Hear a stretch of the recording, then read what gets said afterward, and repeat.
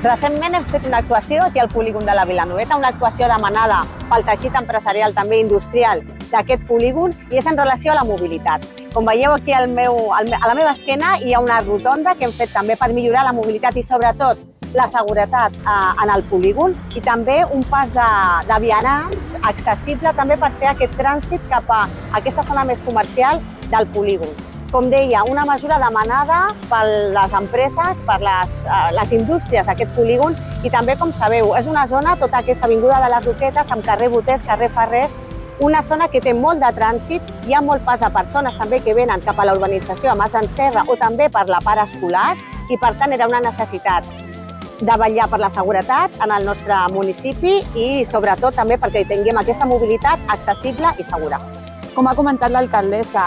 conjuntament amb l'Agència de Desenvolupament Econòmic del Garraf, amb NODE, hem visitat les diferents empreses del polígon i hem agafat les seves demandes, i aquesta ha sigut una de les primeres. A més de fer les reunions amb les empreses, continuem treballant col·lectivament amb elles perquè ens arribin les seves demandes i tot el que ells ens proposen i poder estar a l'abast de tothom siguin les millores que volem pels nostres polígons.